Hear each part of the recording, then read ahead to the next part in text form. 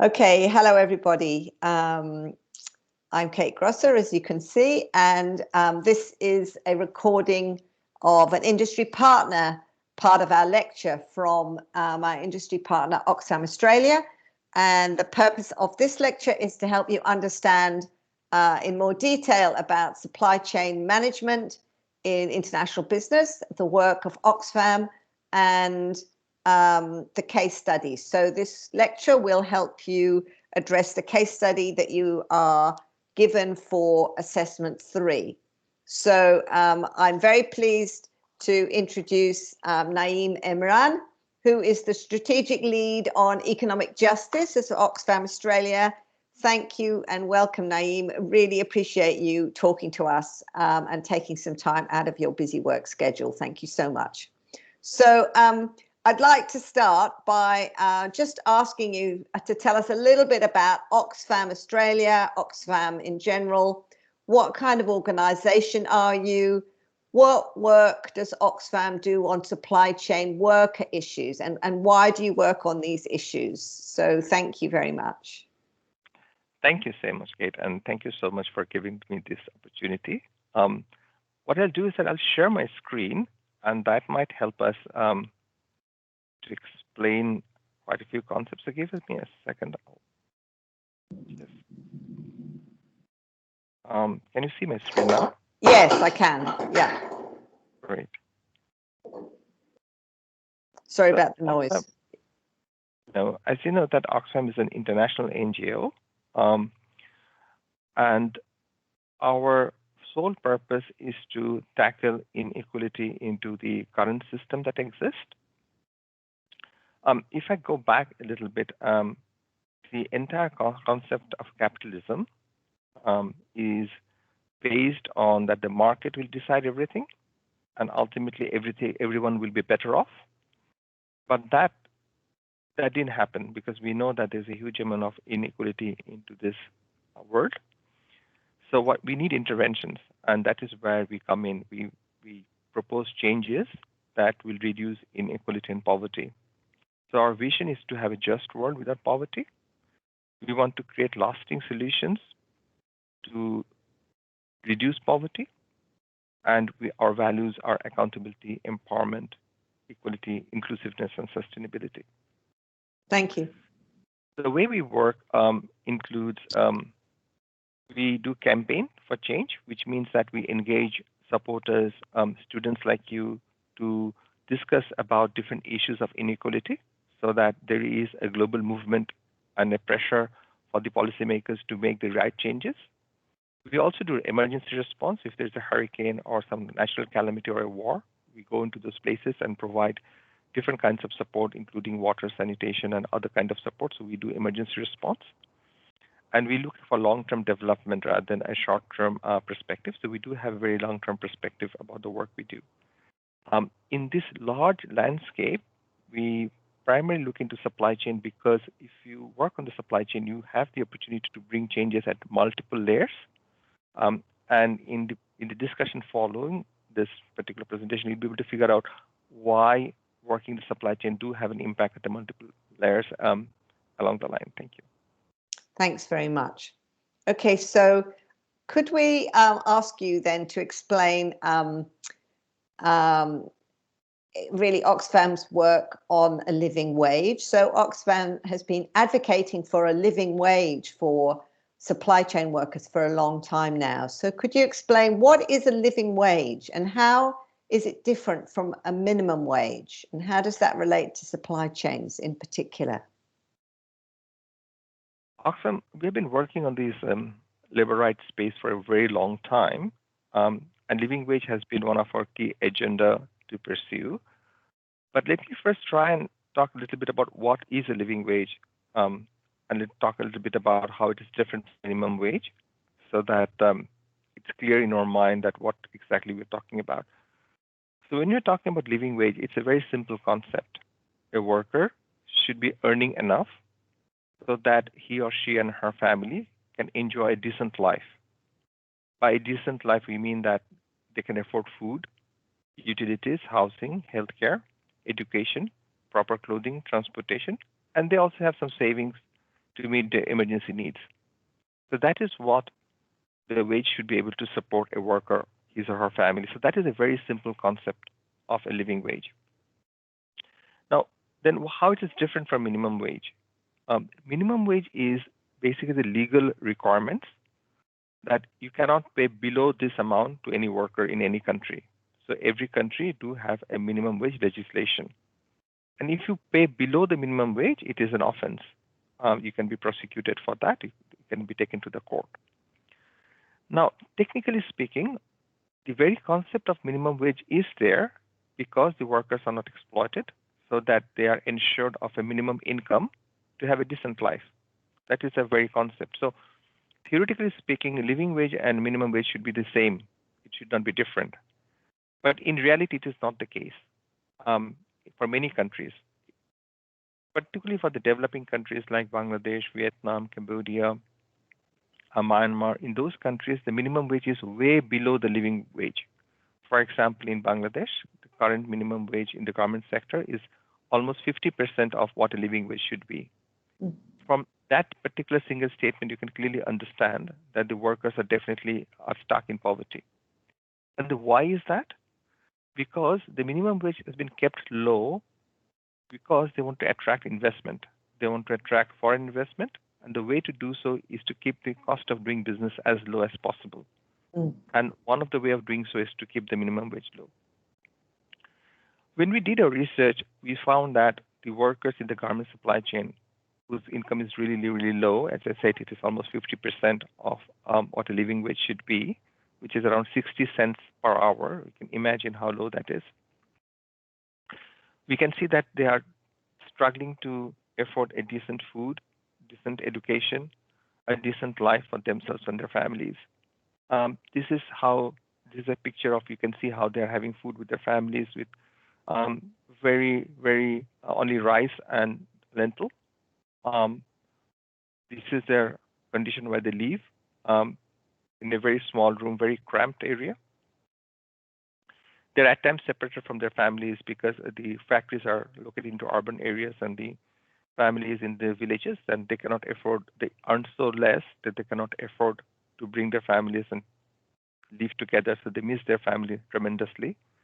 And when they fall sick, they cannot afford minimum health care. Having said that, as I explained to you that though to be able to enjoy a basic decent life is a basic human right issues, as we have seen in many declarations, the question is that the minimum wage is set by the respective government. But we are saying that the companies are accountable and companies need to ensure a payment of living wages. So how these two are connected? This is connected because all the international guidance and declaration states that even if the government fails to ensure a minimum standard of living, the companies who are doing business with them do have a responsibility to ensure that, even if the respective governments fails to do so. And that is where the company's responsibility comes into place, because they hold the maximum power, because they are the buyer and they are the one who are taking decisions to buy or not to buy, at what price to buy. Yeah. The last point I wanted to make here is that, okay, we understand that there's a minimum wage and there's a living wage and there's a difference, and the minimum wage is way lower than the living wage. So what it takes to pay living wages? We did a research in collaboration with Deloitte Access Economics in Melbourne, and they did a comprehensive research, and they've told us that if the current retail price can be increased only by 1%, then it is practically possible to pay living wages. Wow. That is where we are at this point. And they also estimated that currently, whenever we buy a product, currently about 4 to 6% that goes into the pocket of the workers. The rest is as a profit or other cost. So the wage element is actually not huge, and it's practically possible to pay living wages. That's the reason why at Oxfam we're advocating to pay for living wages. Fantastic. That's very clear, Naeem. I appreciate that. The next question is really, so those are some of the key issues for workers. What are the risks for companies in the current context of a low minimum wage and low payments to workers? What are the issues and the risks for companies? Thank you. That's a very good question. It's right in front of us. If you follow the newspaper, you'll find that every other day there are number of news articles that comes into that are being published, and this is a huge reputational risk for the companies, whether it's forced labor in China or a child labor in some other country. It's a huge reputational risk for them because the customers are sensitive, particularly the young customers are very sensitive. The media is very sensitive, so there's a huge amount of risk associated with that. But that's not the only risk. There are other risks. I've already spoken about the reputational risks, but there are also low productivity because of the wages so low. As I mentioned, they cannot afford enough food, which means that they're not as productive as they could be. So the productivity in the supply chain is really, really low. There are at times disruption in the supply chain because the workers do protest. There are strikes that happens, and that absolutely impacts the supply chain. There could be legal fines in certain countries, depending on which country it is. There could be legal issues, and they could be prosecuted for unethical practices. Workers get abused because they are so much stuck into poverty that they have no other alternatives. So they remain working into the garment industry for hours and hours and years and years. So they're very much subject to all kinds of abuse and harassment, and that comes back to the companies because their reputation is at risk. And obviously, poor health and safety of the workers is obviously another issue. We have heard about the Rana Plaza collapse. That has created a huge problem for the entire industry globally, which comes down to poor health and safety practices at the end. So there are quite a few risks for the companies because of the low wages that prevail in this industry. This is a photo of a strike where the workers protested that the industry was closed for over a month. And if your supply chain is not working for a month, you can imagine what impact it may have on your business and how you can really manage your supply chain at the customer's end. But it's not only the risks. I mean, if you flip the card, and we can see there are a number of benefits as well if the wages increased. And there are examples in other industries where the wage is high, for example, auto industry. Or even in the garment supply chain, there are countries like China where the wage is higher than other garment producing countries. And we have some clear benefits. So, for example, the higher productivity, smooth supply chain, high quality product. So there are benefits for the businesses. Obviously, there are benefits for the workers because they can live a decent life, and there is a follow-on impact on the economy when you have a higher income. Obviously, it has a macro impact on the economy, and obviously, it benefits the society overall. So I guess these are the two ways of looking at risks and benefit from the company's perspective. Okay, thank you very much. So could you explain then the relationship between the kind of poor business practices that we're currently seeing in the apparel garment sector brands and the impacts that they have on workers in the current context? Sure.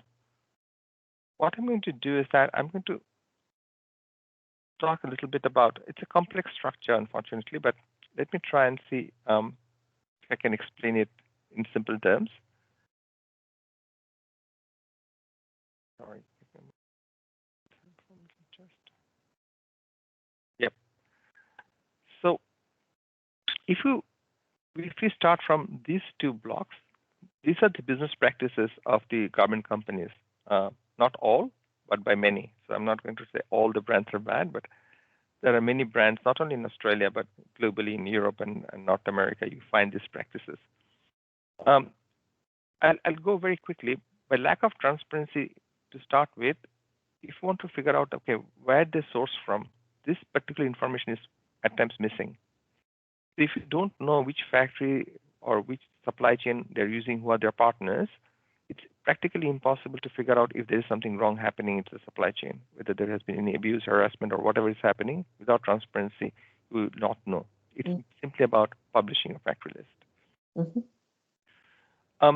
Ineffective grievance mechanism system. So in garment industry, what you've seen is that, I mean, if there is something wrong, or the workers should have a channel to express their concerns.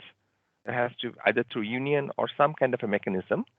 And we have seen that in most of the cases, these mechanisms are not working or absolutely missing. Mm. We have seen discrimination in many fronts. In garment industry, if you look into the data, you will see that about 80% are female. Mm. But having said that, they're always the lowest paid worker. All the supervisors, line managers, all their managers are all male. Mm. So the workers, the lowest paid workers are only the female, which is the swing operators and the helpers. Mm. And when it comes to the workers' voice, whether it's about forming a union or worker representative, we'll see that there's a lot of concerns and issues that there's an active agenda, if I may say, not to allow the workers to come together and form a union to raise their voice. Mm. That's one set of practices. The other practices is that how they actually do business, how they set price, how they make the payments.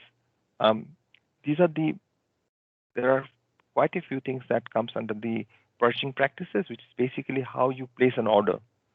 For example, if you are a factory owner, if you want to place an order, you have to finalize the product, you have to finalize the price, you have to finalize the delivery date, you have to finalize the payment terms and conditions. These are the contract terms and conditions, but you are the power holder, so you can determine that what those elements would be, and that can be pretty abusive. For example, if you keep on pressing price, and if you're asking for lower price, and if I want to do business with you, the only option I have is to lower my wages, because I cannot compromise on my fabric, I cannot compromise on other elements, because other elements you can check.